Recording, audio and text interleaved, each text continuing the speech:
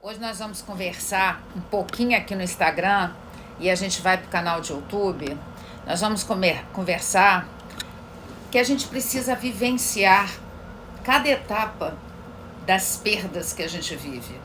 Porque se a gente não vivenciar as etapas do luto, a gente vai ficar congelada nessa dor e lá na frente volta toda essa energia que não foi trabalhada. E eu estou me baseando até para falar sobre esse tema, infelizmente, na partida do Paulo Gustavo. A missa de sétimo dia dele foi terça-feira, lá nos pés do Cristo Redentor, no Rio de Janeiro. E eu fiquei ouvindo testemunhos de algumas pessoas. Eu vi a irmã dele, a Juliana, ela não está tendo estrutura de viver essas etapas. A Mônica Martelli já procurou terapia, já está fazendo terapia, ela falou num programa que ela foi. Então, como eu gosto muito do Paulo Gustavo, eu quero aproveitar o evento do Paulo Gustavo para poder ajudar as pessoas que, hora ou outra, a gente perde questões na nossa vida. Tem algumas perdas que a gente vai se programando, por exemplo, em 2016, no dia 17 de novembro de 2016, eu perdi meu pai. Mas como ele já tinha 86 anos, como ele tinha uma doença cronificada, eu fui trabalhando essa perda dele para não sofrer tanto, para não sucumbir antes. Mas isso não me furtou de vivenciar um luto de um ano. E até hoje, se eu começar a falar do meu pai, eu vou chorar muito. Mas aí eu tive que usar preto, eu não tinha prazer em colocar cor. E a gente, hoje em dia, a gente vive essa sociedade tão hedonista que a gente não consegue fazer as pessoas entenderem que a gente tem que vivenciar essas etapas da perda com muito cuidado, com muita definição. E são 5 as etapas da perda que foi colocado nesse livro da Elizabeth Kubler, que ela colocou um dos mais importantes estudos psicológicos do século XX sobre as perdas. Tem origem nos importantes seminários interdisciplinares da doutora Elizabeth Kubler-Ross sobre a transição da vida. O livro eu não posso falar o tema, porque quando fala esse nome aqui, às vezes não salva. Então esse livro, ele é muito interessante para quem está vivendo perdas. E eu também tenho esse livro, que também todos nós já nos defrontamos com partida de alguém querido. Muitas vezes essa partida parece irreparável e temos a impressão de que o mundo vai desabar. Ficamos desnorteados e custamos a reorganizar nossa vida. Esse livro ajuda a entender as raízes do luto, sugere formas de lidar com sentimentos avassaladores que impedem um cotidiano saudável. Apresenta meios de se chorar a perda sem mergulhar nas profundezas da dor e da depressão. É mais importante buscar identificar cada passo que será dado para que você possa vivenciar as perdas. Então, todos esses 2 livros falam das etapas da perda. Eu vou fazer essa live lá no YouTube. Eu só chamei vocês aqui para vocês irem para lá. Então, as etapas da perda, eu até fiz uma colinha aqui das etapas da perda, as etapas da dor, da perda, de qualquer situação, desde uma pessoa como foi avassalador a perda do Paulo Gustavo, a perda de um emprego, a perda de um casamento, a perda de uma casa, qualquer coisa que a gente perde, as etapas da dor, das perdas, esse luto, as etapas da dor, das perdas, esse luto precisa ser muito bem elaborado por todas as pessoas da família, por todos da família. O luto é um processo necessário e fundamental para preencher o vazio deixado de qualquer perda significativa, não apenas de alguém, mas também de algo importante, tal como objeto, viagem, emprego, ideia. Essa perda que a pandemia está fazendo com a gente, que a gente perdeu muita coisa com a pandemia, então a gente tem que aprender a vivenciar. São tantas perdas, tantas partidas forçadas que precisamos vivenciar. Lidar com a perda é uma experiência humana, mas é preciso entender que cada ser humano lida de uma forma que tem que passar. O processo de perda vem acompanhado por sentimentos normais de tristeza, raiva, culpa, ansiedade, solidão, fadiga, desamparo, choque, anseio, torpor, alívio e emancipação.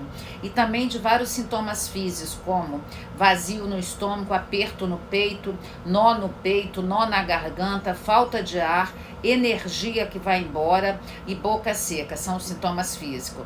Só se sabe o que passa uma pessoa que perde quando alguém vai. Então, as etapas da perda, a primeira etapa é o choque, é quando você recebe a notícia. Depois vem a negação, depois vem a raiva, depois vem a negociação, depois vem a depressão e a aceitação. Então, eu quero conversar lá no YouTube, que eu vou pro YouTube agora, eu quero conversar que eu estou percebendo que algumas pessoas que eram muito amigas do Paulo Gustavo, elas estão com muita raiva pela perda dele, e essa raiva eles estão colocando culpa em algo.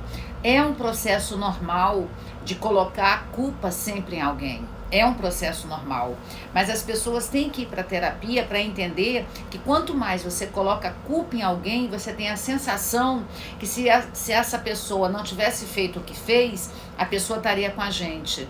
E aí a pessoa não consegue vivenciar essas etapas. Outra coisa que a gente tem que entender é que não tem que falar para as pessoas, vai passar, ele está no céu, virou estrelinha, está com Jesus, porque nada disso conforta a pessoa. A única coisa que conforta a pessoa é saber que você está entendendo o que ela está sofrendo. E aí eu vejo muito esses amigos do Paulo Gustavo colocando a responsabilidade na falta da picadinha, a falta da picadinha, que eu não posso falar o nome, a falta da picadinha. E na verdade, no dia 18 de dezembro, no Reino Unido, foi o primeiro país que fez o uso da picadinha. Então, eu acho assim que tem que esclarecer também, porque como eles são famosos, eles têm as redes sociais dele, eu acho até uma injustiça culpabilizar o nosso governo federal porque está faltando picadinha. Não sei se vocês sabem, teve que se criar uma lei federal para fazer comprar essas picadinhas. Então, eu acho que esse é o meu papel, porque eles são muito do partido contrário, os artistas normalmente são do partidos contrários, e eles não conseguem ver a realidade como ela é. Ontem está tendo a CPI dessa enfermidade da pandemia, que não pode falar o nome, e eu gosto de assistir no final da noite o que aconteceu no dia. Então eu vejo também que a notícia às vezes está sendo repassada muito distorcida. Então por isso que eu quero aproveitar o meu lado das ciências econômica e política que eu sou, quero aproveitar meu lado da neurociência que eu sou, quero aproveitar meu lado da psicologia e psicanálise que eu sou. Lembrando que para ser psicólogo ou para ser psicanalista, você não precisa ser psicólogo. A psicanálise, ela é independente, ela funciona independente da psicologia, porque muitas pessoas ainda fazem confusão. A psicanálise, ela é um percurso analítico, a psicologia é uma graduação, tá bom? Então vou lá pro YouTube agora, vou falar sobre esse assunto. Espero que vocês vão para lá, e eu quero que vocês, se pudessem, compartilhar com as pessoas para poder esse canal de YouTube chegar a mais pessoas. Eu tô falando agora no Instagram, mas para chegar a mais pessoas, para mais pessoas ouvirem e poder entender o que é a realidade dos fatos. E agora hoje tem o último módulo das aulas terapêuticas do módulo 1. Agora em julho começa um novo módulo que a gente vai falar. Olha, de que a gente vai falar? Deixa eu ler aqui que eu vou acabar me esquecendo. Nesse segundo módulo, a gente vai falar sobre... Porque a gente fez o primeiro módulo, que são 8 encontros. Agora a gente vai fazer o segundo módulo, que são mais 8 encontros. Então a gente vai falar resolução de cada fase psicossexual do Sigmund Freud. A gente vai entender quais são as psicopatologias que estão atreladas a cada fase psicossexual. Porque no módulo 1 a gente explicou fase libido intrassomática, a gente falou oral 1, oral 2, a gente falou anal 1, anal 2, fálica uretal. Hoje é dia da aula de fálica genital. Então e só que a primeira fase, que é fase libido intrassomática, como é aquela até 40 dias de vida, que a gente somatiza muitas doenças do pulmão e do coração, tem que ser 2 aulas. Então a gente vai começar em julho, mais 8 sessões dessas aulas. Você vai entender quais são as defesas, quais são os mecanismos que você tem em cada fase dessa, quais são as formas que você escapa de cada fase. E será explicado quais as características das pessoas que conseguem sobrepujar as fixações ruins de cada fase, transformando elas em coisas boas. Por exemplo, eu sou fálica genital, eu estou fixada na fálica genital e na fase anal, mas na fase anal eu não fiquei com aquela parte do narcisismo primário que tem da pessoa ser abusiva. Eu fiquei com a força, essa força de construir as coisas, essa força de ter coragem. Então vai ser explicado isso nesse módulo 2. E na fálica genital é a transparência, é a extroversão, é a vontade de mudar o mundo, a credulidade de achar que pode mudar o mundo. Tudo isso é da fase fálica genital.